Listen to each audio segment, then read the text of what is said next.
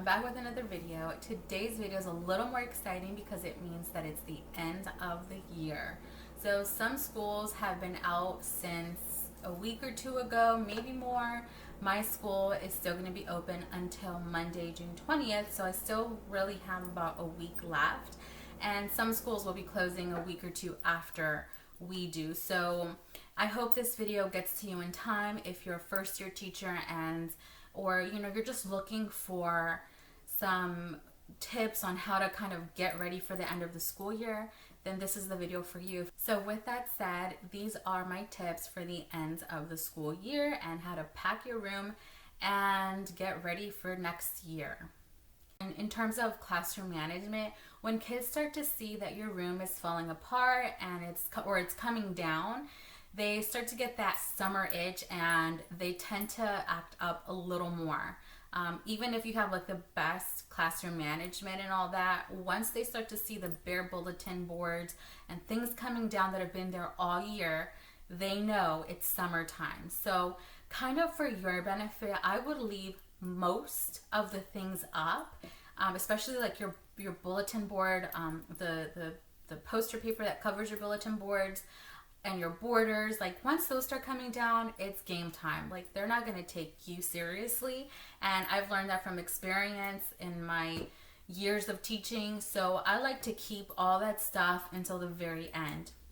Of course, there really isn't a lot of time. You get a professional day to pack up your room, and that really isn't a lot of time. So you have to be very strategic about how you put things away and when you put things away. I like to just kind of do things in phases. So here's one of the things that I like to do. I like to scan my room and look at posters that are really not as relevant and that aren't really going to be a big loss to my room. So I've had some volunteers come in and I've posted with a sticky note posters that can come down. I also have posters that kind of line corners of my room. Like I'll roll them up and put them in a corner. So what I have my volunteers do is they'll collect all the posters and then I'll have them organize them into categories, because I have a closet system or a storage system for these posters in my closet where they go in tucked in by category and they're hung up really nicely and neatly and ready to use for next year. So my volunteers will sort and then they'll clip them to the correct hanger that they belong, and I'll show you what that looks like. So I went to Ross over 2 years ago and I invested in these cheap little hangers. These are really awesome. I got some green ones and I got some red ones. The green one I believe is for math, and then the red or pinkish ones are for reading. And I can use them interchangeably. I'm not really that much of a stickler on like color coding, but these really help. These have 2 clips on either side and you can like move them around as needed. And this has been a complete lifesaver. I used to have my posters just kind of lying down on a shelf and they were not categorized. Once I finally started to categorize them, I used sticky notes to kind of I guess as dividers, but this is just the best system that I have. This is really cheap. I had like a pack of 3 of these for like, I can't remember, but it was cheap. It was from Ross. I mean, come on. So invest in some of these. And I would put the most relevant and important posters in my closet last. So let those be the last that come down. Maybe like the last day of school, I'll start bringing those down. And since you're already organized and have categories, it'll be easy for you to bring them down and to clip them where they belong. So definitely keep that in mind. You really don't want your administrator to see that your room is looking bare before the last day of school. The next thing. So last week I had a classroom meeting, which are usually held on Wednesdays. And during this meeting, I went over ends of the year closeout procedures with my classroom, and that's what I called it. So I gave them kind of a list of things that I need them to get done before the last day of school. And I told them like almost 2 weeks before school ends, because some kids start to leave early and I really need them to get things done. So first thing is I requested that they bring a plastic bag, but if they had one, to bring a reusable bag, because plastic bags rip so easily. And the reason why is because I wanted them to have an extra bag to take all their things in, whether it was projects or journals, books, whatever it is that tends to kind of get hoarded inside of their desks and backpacks. I wanted them to have an extra bag so that their backpacks aren't really heavy at the end of the school year on the last day of school, because I've seen it happen and kids are hunched over carrying these really heavy bags. So I have extra bags just in case someone needs one and they didn't bring one in. But I think that's really important. Put the buzz in their ear, say, remember to bring plastic bag or any bag for any extra items. The other thing I talked to my students about was my classroom library. Now, I'm very flexible and I like to let my students take books home, and there's really no guarantee if your books are going to come back, but it's a risk I'm willing to take because sometimes my students don't have access to books, and I do assign nightly homework where they read for 30 to 40 minutes each night, so they can't do it if they don't have a book, right?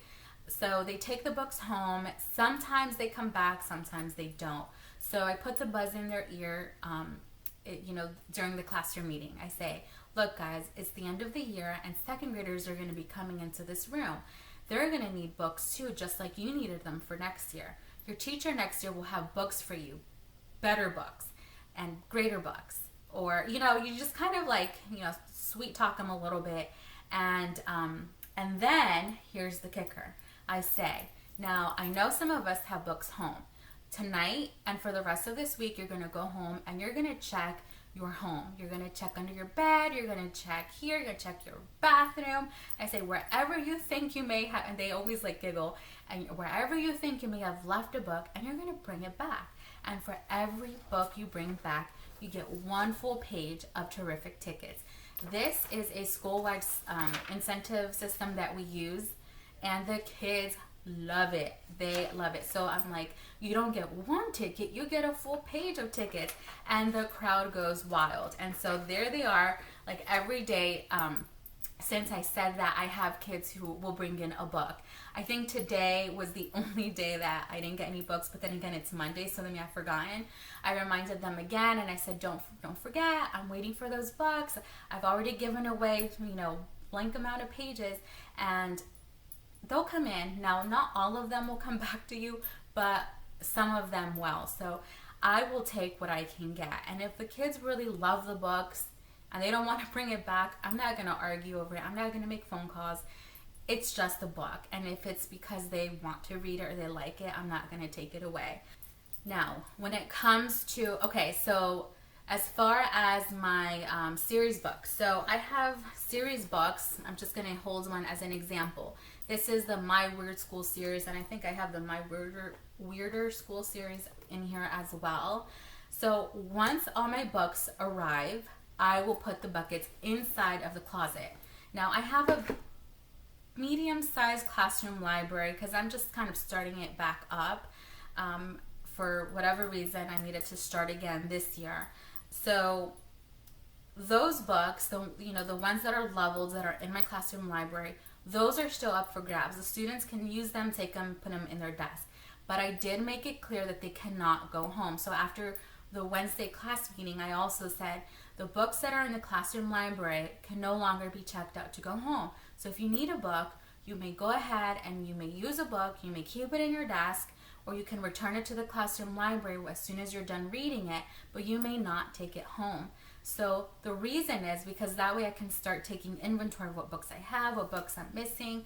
And so once I have all my series books back, like I said, I'll put it away in my closet. And these are the first ones to go in my closet because they'll be the last ones to come out the following year. Because I make a big to-do about these series books, and I have book talks, which I can talk about more in another video, that the kids really, really love.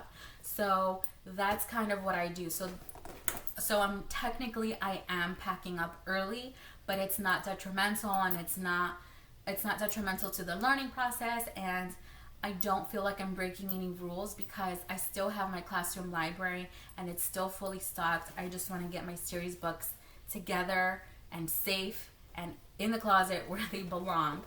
So that's one thing. That's another thing that you can start putting away. The next item I wanted to talk about was sorting through your materials. So if you're going through your closet or you're going through your classroom and you realize you have a bunch of items that don't belong to you, I would start sorting them and putting them into boxes. So since I have a lot of instructional resources and professional development books, leadership books that were given to me. They were borrowed items and I have to return them. I can't keep them. So I have sorted them into a box. Then I have a bunch of miscellaneous items that I may have borrowed from different teachers that I'm ready to return or that I just remembered to return. So that goes in another box. My math manipulatives, those have to go back to the math content coach. So that is being stored in another box that I would return to the math content coach. Now I already returned all my math manipulatives because we had a date when we had to actually turn it in already, and it passed. So I'm already, done with that. But things that you have to return and give away, sort through it to make it a little bit easier. The other thing I would say is to make sure that you let your colleagues know in advance that you have items you want to bring and that you want to, return, and let them know what it is you're returning ahead of time. So that way they know you're coming in and they know to expect certain things, because you wouldn't like if you're walking into your classroom and you find a whole bunch of things that you borrowed and they're just right in front of you. Now you have to figure out where it goes and you don't even know where it came from. So just be very mindful of that. And the last thing I want to say, which should have been the first thing I said, was to make room in your closet now. So my team and I decided last week that we were going to take some time to just organize our closet and get it ready for the new things that are coming in. So do that now, because that way when you start to pack things up and go in by phases putting things away, you want to have that space available so you don't have to stop what you're doing to make room and move things around. So that would be one of my last tips that I would give you. So this is the list that I came up with. This is what I'm working with to help me pack for the end of the school year. Make yourself a list that works for you, and hopefully whatever tips I gave you may help you as well. Thank you so much for watching. I'll see you soon in another video. Bye. First, make sure you even have to pack up your room. You may have to switch rooms, or they may just want an empty room for some deep cleaning over the summer. Don't forget to double check with your administration about when it's okay to start packing up. I forgot to mention, make sure your students clear out their own desks on the last day. Your students are really great helpers and they are always willing to help. Let them help by organizing, small stuff around the classroom, and make sure that it does not interfere with their learning. Most importantly, enjoy your summer break from the kids. You deserve it for all your hard work. Check out my blog for my newest post on organizing your library. Until next time, guys. Thank you so much for watching this video. Please comment down below and don't forget to click the subscribe button. I also have a Teachers Pay Teacher store and a blog spot, so go check those out. I'll have all the links down below for you. Just click on show more. Till next time, guys. Bye.